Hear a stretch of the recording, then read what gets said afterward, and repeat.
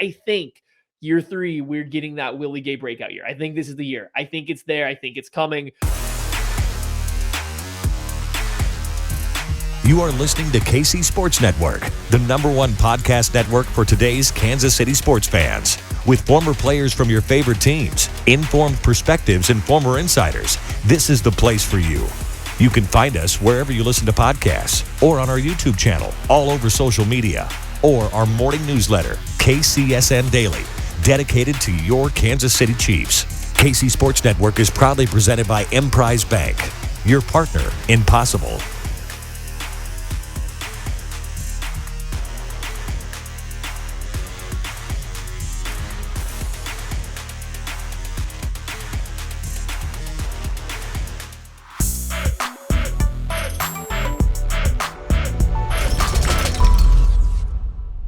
You asked us 21 questions. Some of them are about the Chiefs. Some of them about a lot of different things. Can't wait to answer them with my dear pal, Matthew Lane. This is 21 questions presented by Macadoodles, our dear friends there. I'm sipping on an old-fashioned, actually, with some bourbon you can get at Macadoodles. Matthew, what you sipping on here? I got a little gin and tonic. I wish I got the gin from Macadoodles because that's the best place to get wine, spirits, any of your liquor needs. So you guys in Kansas City, you're in luck. You guys got one coming here very, very soon nearby. So you guys got to make sure you get out there when that happens. Check it out. It's a fantastic experience for everybody. You will not be disappointed. And then you can join Kent and I in enjoying an adult beverage late at night as you record your second podcast of an evening. Yeah, this is actually my third today. My third podcast, not my third old fashioned. Hollywood. Make sure you check out the new location opening in Lee Summit here later this year. Maddie used the word experience. He is absolutely right. That is exactly what it is. They treat you well. They are open and honest with you. It's great. And they take care of their customers. So make sure you check it out. We ask questions in the KC Sports Network Discord. You can get access to that if you are a paid subscriber of KC Sports Networks. It's $30 a year. You get all of our premium content. You're getting tons of articles from me and Maddie and Craig. You're getting access to this Discord. You're getting access to ask these questions. $30 a year, and you're helping support Boys and Girls Club of Kansas City. So make sure you check that out if you want. The link to subscribe to our Substack is in the description of this show. But let's go ahead and get to some of the questions from our wonderful friends that have asked some questions. We'll start with A. James 92. How worried are you about these injuries? I'm assuming he's meaning, Juju Smith-Schuster, McCole Hardman, Chris Jones. How worried are you, Matthew? Not worried yet. We'll see kind of how it goes into next week, the third preseason game and beyond. But right now, everything sounds minor as far as injuries go. So, we're gonna let it ride for now before we start getting, I think, too up in arms. Our buddy Joel Penfield does some wonderful coverage with the Royals. He asks, what position would we want to see Vinny Pasquantino play? And I'll be honest with you, and this is not Who? Vinny Pasquantino, the first baseman for the Kansas City Chiefs or Kansas City Royals, who's absolutely tearing it up lately. He was the Did he take over for Ken Harvey or Mike Sweeney? Did he finally beat them out? Billy Butler. It's Billy Butler. Look, I love me some Vinny Pasquantino. He's 6'4", 245 pounds. I think the only answer is tight end. I don't think there's a ton of positions that he's really gonna I don't think his movement skills are great, but I think he's, a guy that has shown the ability to track the ball well. So I think you put him in line, you let him block a little bit. He's probably, let him catch the football a little bit too. Baseball's got some tremendous athletes. I don't think football's in Vinny Pasquantino's range of professional outcomes. Does baseball? Does it? Fish asks, if you could ask anyone alive or dead 21 questions, who would they be and what would you focus on? Oh my Lord, this is a very deep, real. Do you have one? You semi-read these ahead of time. So you go first. Give me a second to ponder a real question. It's between Andy and Mahomes. I think it's probably Andy. I would love to pick his brain and pick his beautiful offensive mind. I know that's I'm a meathead, but like I would love to talk to Andy Reid and ask him football questions and ask him 21 football questions to be specific. Oh man, this is such like a loaded question. I really want to do stray outside of like the football world, but like I don't know if I have enough You like would thought. it would totally be like Belichick. No, really. Like if this was real life and I got to do this, I would 100% stray outside of football. I just oh no, you know what it is? And this is one and this is kind of silly, but like Keanu Reeves. And I just want to know about his lifestyle because this man, if you know anything about Keanu Reeves' life, like the fact that he gives away all of his money, he lives in like, I'm sure it's still expensive and really nice, but like just an apartment and like it's just his general lifestyle and beliefs on the world seem rather intriguing. So like I just want to be hear a little bit more about it. These kind of things that I would like to dive into. I no. You're like, I want to shy away from football. Let me go with Yes. the guy that starred in Bill and Ted's Most Excellent Adventure. I That's didn't say the it would. Okay, one a big thing. If I'm asking somebody 21 questions, it's got to be fun, right? So like, it can't be somebody's dry sandpaper. Like, it's not working here for 21 questions. Like, this is gonna be a fun experience. But two, I think he thinks differently than I do. I think it would be a fun conversation to have to see where he comes from and his thought process on stuff, and learn a little bit of things from somebody else's perspective. Kent, be a grown up, Casey from KC nerd. asks, what position do you think the Chiefs potentially buttress with players cut from other NFL squads? So who do you think maybe a position the Chiefs could address in the waiver wire? Offensive tackle, hopefully. Yep.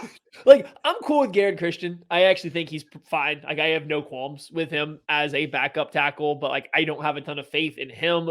The combination of Lucas Niang or Andrew Wiley as a starter with the combination of Darian Kennard and Garrett Christian as the like sole backup options at tackle. I think if somebody is cut that the Chiefs had maybe liked before, it wouldn't be a crazy idea to see them brought in. Q Ball 44 asks, what is the earliest round you would draft Isaiah Pacheco in fantasy? I actually wrote an article about some players that I thought were good values potentially in fantasy football, and Isaiah Pacheco made it. I'm not gonna pat myself on the back too much just because I'm gonna pat myself a little bit. This was before the hype really started to pick up. And I said I would draft him. I still would draft him. I'd make sure to grab him at the end of your draft. I don't think you need to get too outlandish, but I do think the stock is even higher than when I wrote the article was. Like I would look, 14th, 15th round. Like that's probably about the range you start thinking about it a little bit. Because I do think that there's a chance that he eats into Clyde Edwards-Helaire's opportunities a little bit more as the season progresses. And I mean, if you're in a dynasty league, this is a guy I'd keep an eye on too. Casey from Casey asked, do you think the Chiefs showcase any players in the second half of preseason games to potentially increase their trade value, Matthew? No, I don't think you're going to see a trade from the Chiefs or any team at this point in time of the year. So I don't think they're going to go into a preseason game doing that. I think if anything, you might see some veterans get a little bit more runtime that the Chiefs know they're going to cut to let them put their best foot forward to sign with another team. Perhaps Andy would do something like that for players, but I don't think anything would be for trades. Andy Nagel asks, Kent, what did you do to Maddie that he always screws you out of winning games when you play them? Never has happened. He's never been screwed out of winning a game. I want to be very clear about that. He's He lost every game. He's never been screwed out of it. he asked me. I was clarifying. I think you somehow still answered the question. I was clarifying. So Andy Nagel also asked, what is a surprise Pro Bowler from both sides of the ball? Sky Moore. On Returner? offense. Wide receiver. Wide receiver. I mean, you could any receiver. Maybe any receiver would count as a surprise. Like Juju might count as a surprise, but like I'm not going to be surprised if Juju does. Like if things play right, Juju's going to be an All Pro or a Pro Bowl receiver. Like that is in the range of outcomes. But like a deep surprise, like Sky Moore goes out and balls out. I think it's in his range of outcomes that he has a very successful career or season too. I got defense. Willie Gay.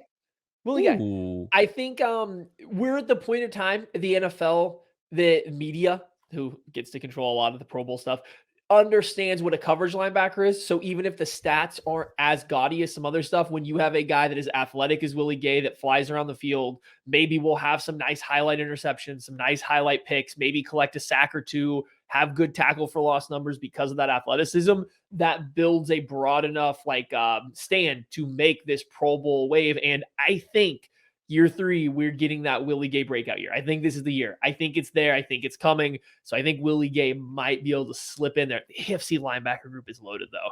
It really is. It's hard to get the Pro Bowl. I think you could. Would Nick Bolton be a surprise to you? That's the hard part, because last year the statistical profile's close enough that if You're right. you expand the plays, the snap count, he can maybe get there. Well, I think the holdup is the media is getting more keen to coverage and what that means for a linebacker. And I don't know if Nick Bolton will have the highlights in coverage or the production in coverage to back a voting to the Pro Bowl of his. my only pushback would be like from a tackles number perspective, he got on the map last year. It's possible. And they always say you get to a Pro Bowl 1 year too late, and you leave the Pro Bowl voting 1 year or what you get 1 year too early or something. Like you know what exactly I meant. I think 1 Willie year Gay would be a late. bigger surprise. Nick Bolton's 1 year late getting to the party at the Pro Bowl, and 1 year late leaving is what it is. Like I think Willie Gay would be a bigger surprise. That's why I was also going that route too. But I think the coverage aspect plays a part. But I think that, like you said, Nick Bolton got that push for the defensive rookie push, and then like all these things because of the stat line. I think Willie Gay coming out and people being like, oh, this guy was better than Nick Bolton, who also has 800 tackles for loss or whatever it may be. Like, so I think he just lands on the bigger surprise aspect. Cue ball 44. Should we expect the same slow start for the defense this year? Seems like they are much better after week 10 or 11. Probably. So you got a bunch of young guys learning new stuff. They are going to have to figure out all of Steve Spagnuolo's calls, adjustments. You don't always want to have to wait for your defensive coordinator to call in an adjustment from the sideline to your mic, who then has to relay it to everybody else. But they might. So, yeah, it might be something that they build into later in the season. Kit, I did have to ask you a question. Do you listen to 21 Questions when you're not on it? No. Okay. Christian Gumminger asked you, if you get a tailgate with Craig, Maddie, BJ, and Tucker, what are you putting everybody in charge of during the tailgate? And specifically, what are you in charge of? I'm scared to answer this question. Food, music, drinks, and games. Those are some examples. I am putting myself. I'm probably, if Bearcat's here, I'm putting him in charge of food. He's not here. It's us four. I'll put myself in charge of food, and I will have a delightful smoked pulled pork butt ready, because last I checked, I don't think you smoke too much very often, Matthew. I'm taking Bearcat's advice on all this. I'm gonna have a nice pork butt ready to roll for us. I will take care of the food. Oh wait, you went to my house last year. We had a barbecue. Guess who cooked? Me. Was it delicious? Yes. Y'all don't get to slander me. You don't get to slander me. Some of my food takes may not align with all of your values, but I still can cook a mean pork butt. I'm putting Craig in charge of drinks for obvious reasons. Craig would have been second on food. BJ, I am putting in charge of everything else because I don't trust you or Tucker. Trent Millsap, what's your least favorite food, and would you eat it exclusively for a week to guarantee a Chiefs Super Bowl win for the season? Anything that Kent suggests, and absolutely not. What? I notoriously you ate my pork butt. I am notoriously not a fan of like most white gelatinous foods, ranch dressing, sour cream, anything else you can lump into this mayonnaise, any of these nasty, nasty things. Would I eat them exclusively for a week? Do you want me to go Will Levis and start putting mayo into my coffee to ensure the Chiefs win a Super Bowl? Yeah, probably. I'm not a big ginger or soy guy, and so this guy. And I'm not a big like So some of the Asian cuisine, like some Asian cuisine I like, some Asian cuisine I don't like. I like Thai food. I'm not a big fan of like your super sweet Chinese food. If I had to eat a bunch of super sweet Chinese food, In charge of food, he says. In uh, charge of food, he says. how many times have you been to a tailgate and eaten Chinese food? God, I would love to though. No, you That would be no, phenomenal. no. You would rather have pulled pork. You're lying if you would say otherwise. Why not both? You would be able to eat both. Yeah, I'd deal with some, super sweet Chinese food for a whole week for the Chiefs to win the Super Bowl. There's no doubt about that. So Casey from KC asked, what percentage of snaps do you think Leo Chanel will play early or will earn this year?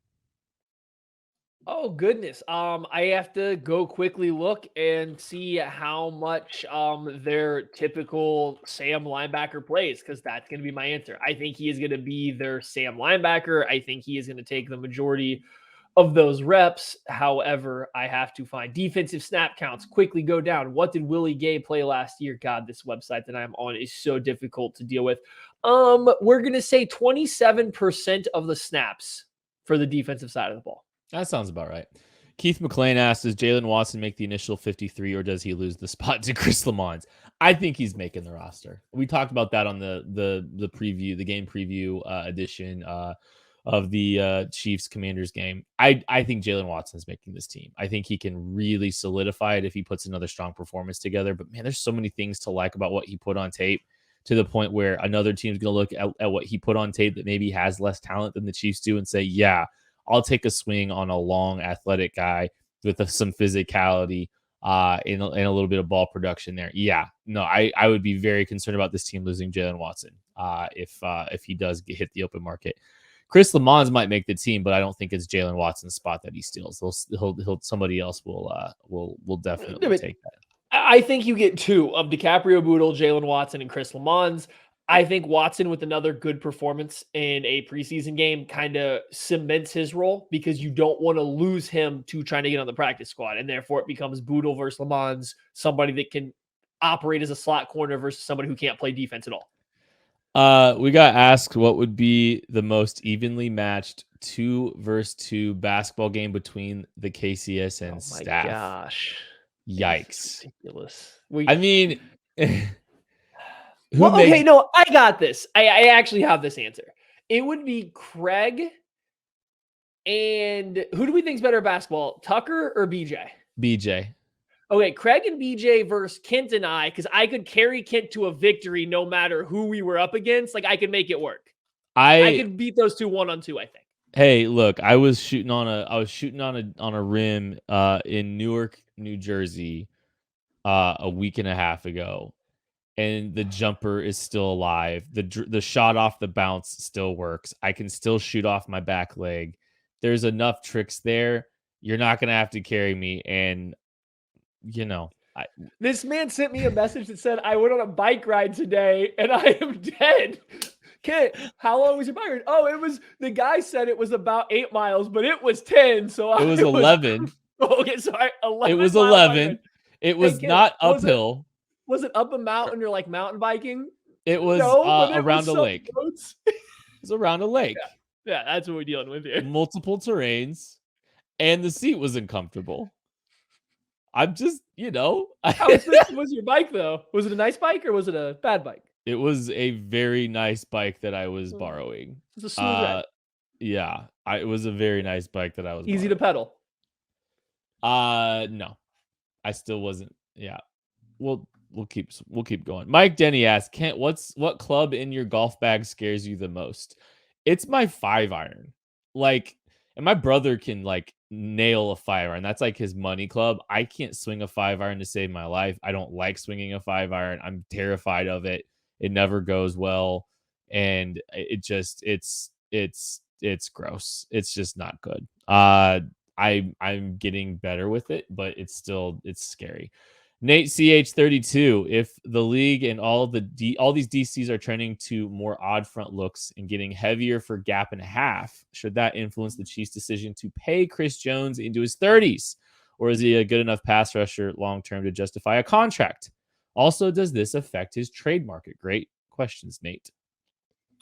I don't think that Chris Jones fits into that model of defense if you're looking at a whiteboard. The thing is, I do think he is just good enough as a pass rusher that I don't know if it particularly matters. Should it matter to the Chiefs, who notoriously don't pay older players? Probably. I don't know if Chris Jones is the right player to go ahead and be the one to break the mold and saddle up into an older player on a huge payday. I just don't know if he's that guy, especially when you look through some of the lack of playoff production, the production being a little bit inconsistent from game to game or drive to drive. So for the Chiefs specifically, I don't think it's a scheme fit thing. I just don't know if he's the player worthy of bucking that trend. League wide, though, I don't think it'll be a big deal. There's plenty of teams out there that will happily pay 30-year-old pass rushers a lot of money. I think that Chris Jones is good enough that scheme specificity would not impact his overall market. Maybe for certain teams, but not for enough teams to matter. JL asks, what do y'all think of this season of Hard Knocks, and what do you think of the former player coaching staff? If I've watched it, I don't know if you've watched it, Maddie. I don't watch Hard Knocks. I've loved this season of Hard Knocks. I love Dan Campbell. His intensity is hilarious. It's fun to watch.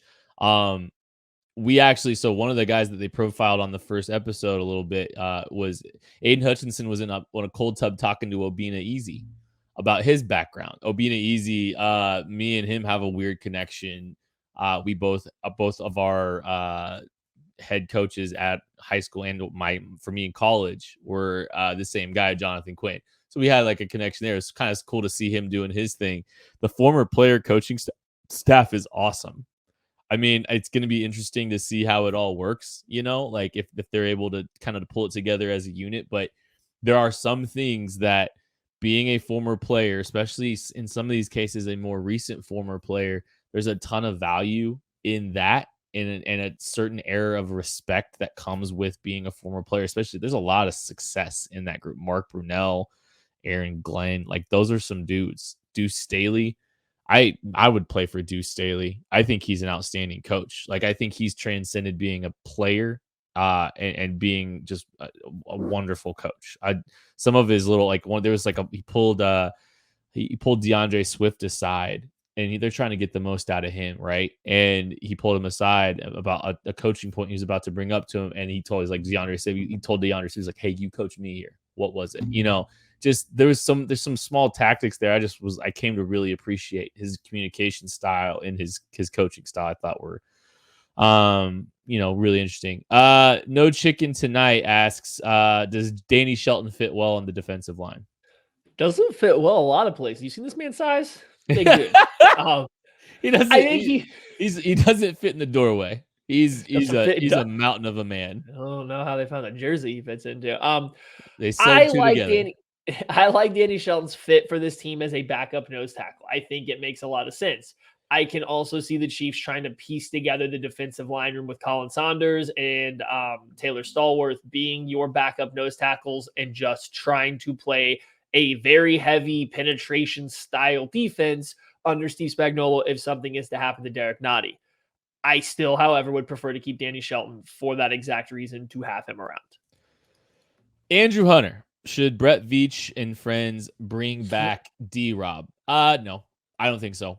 I think the only bring back, quote unquote, I could see happening is if he winds up on the practice squad.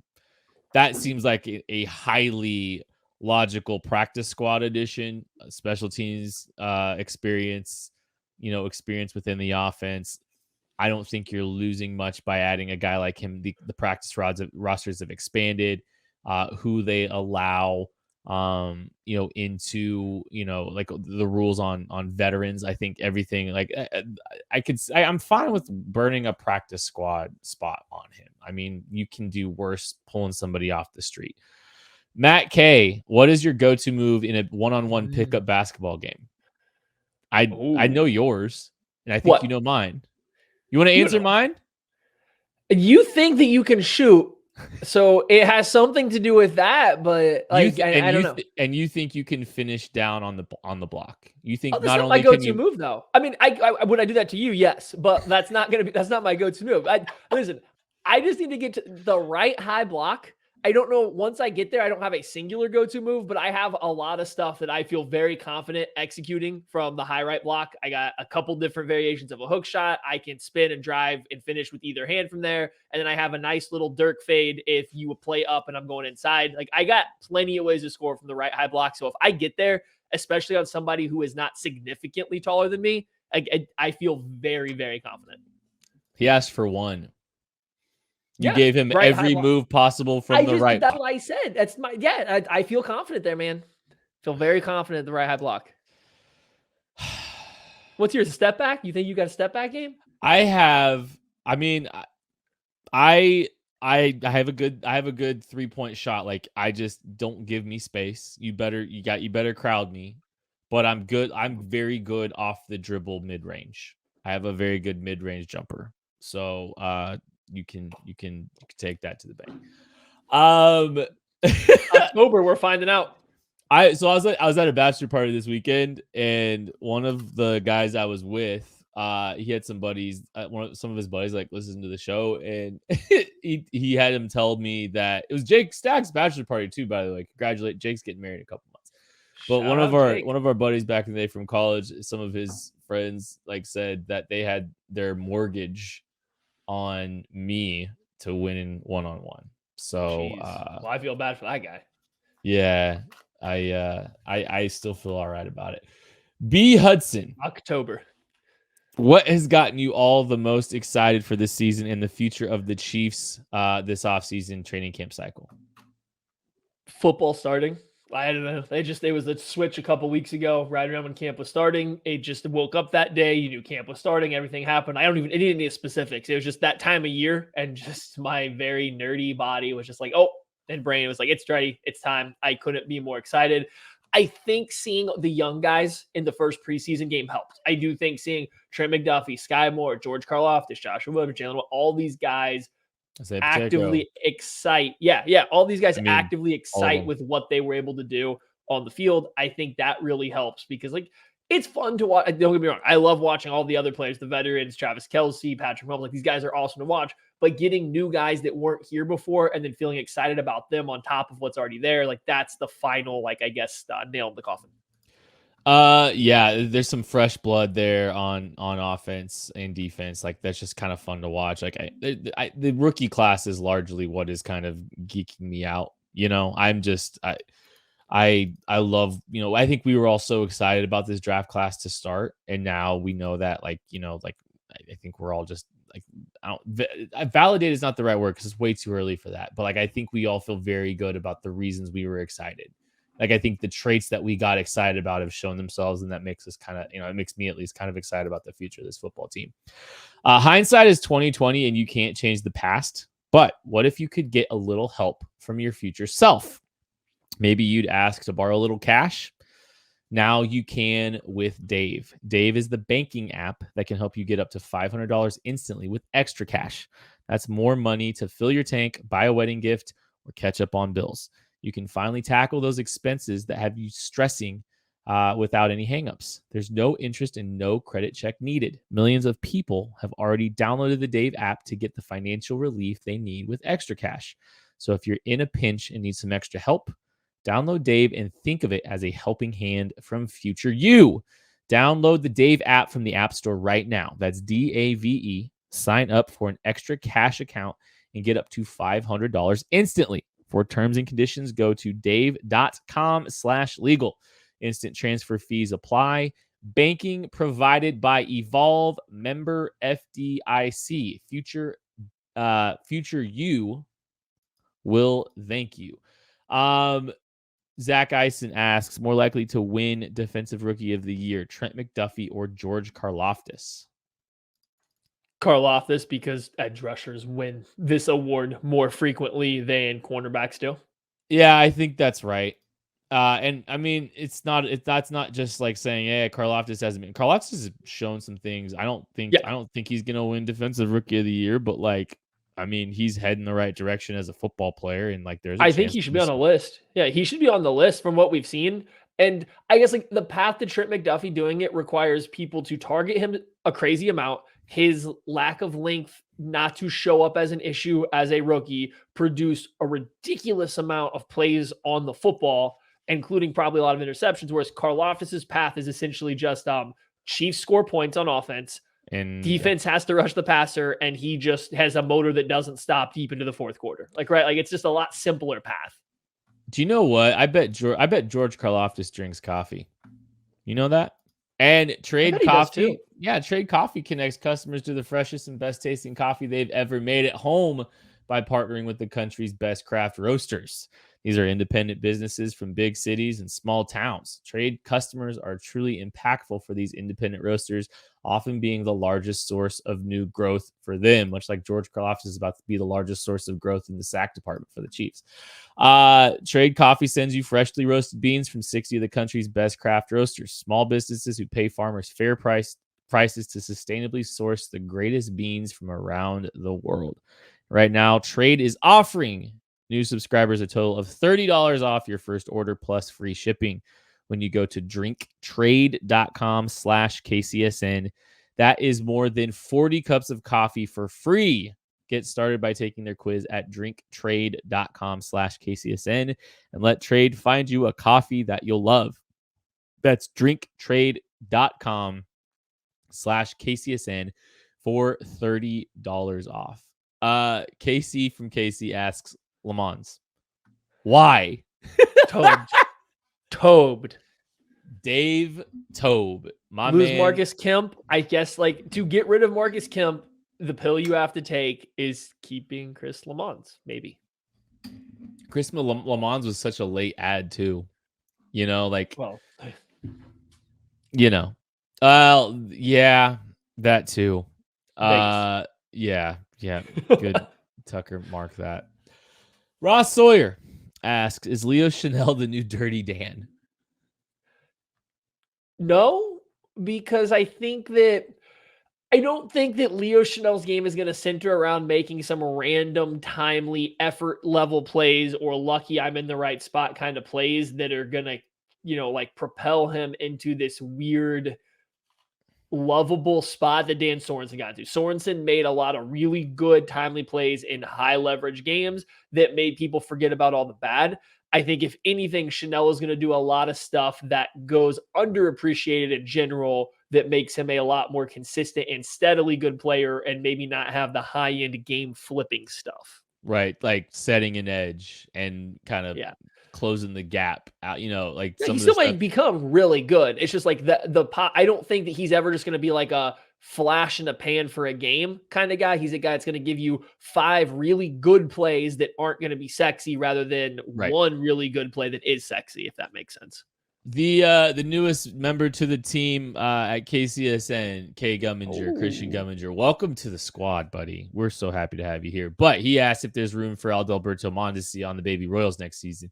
Yeah, but I don't know if they're going to bend their will to make him fit either perfectly. He might be relegated to some kind of bench role potentially, or that he might just be a guy that they just fit in a couple different places if there's injuries or something like that.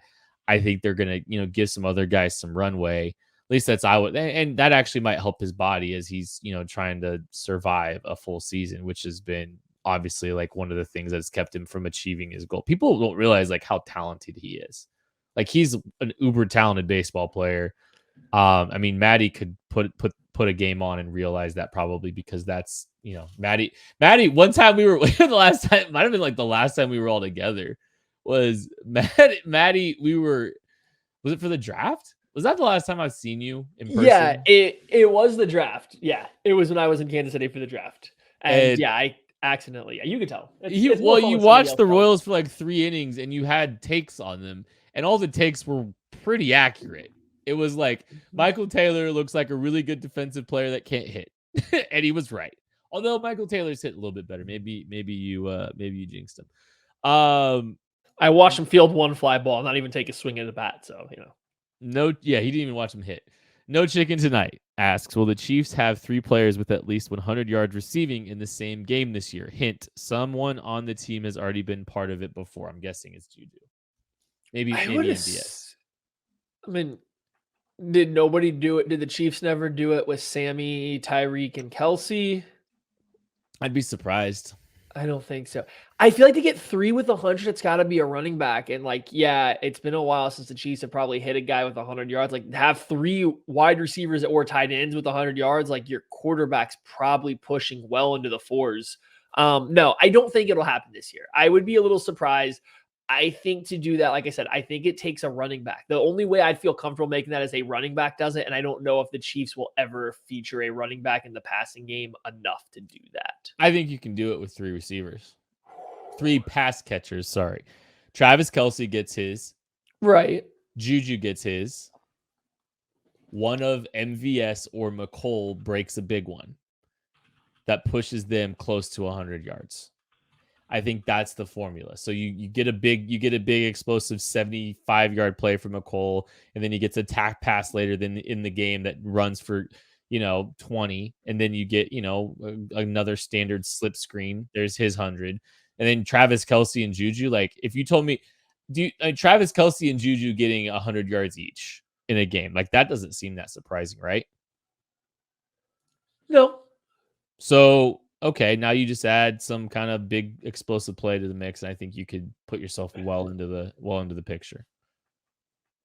I don't know. It's hard for me to swallow a pill where you have 3 like just receivers, and I'm including tight ends with receivers getting over 100 yards. I mean, even 3 players in general, like that's automatically you're chalking up 300 yards to your quarterback. You got to figure some other guys are going to catch passes, especially the way this offense is going to go.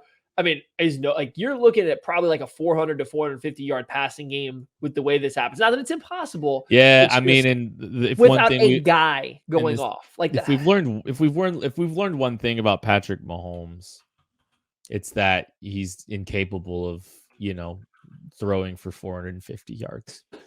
That's definitely not in his range of outcomes. How often do you think this happens in the NFL? I don't know. It can't be that often, right? I mean, I'm sure it happens, a couple times a year. You think a couple times a year, you think? Yeah. Oh, I feel like it's a lot less common than that. Like, I'm thinking like once every 3 to 4 years. This is you think this is like a perfect game? I don't think so. Every 3, I think it's pretty close. Man, I don't know. We'll have to we'll save this for the next time we do 21 questions. We'll have to. Yeah, that's 21 questions presented by Macadoodles. Thank you guys so much for listening. Thank you so much for supporting KC Sports Network. Space is filling up on the golf tournament, so you want to make sure you get one of those tee times in there very quickly. Thank you all so much. We'll catch you later.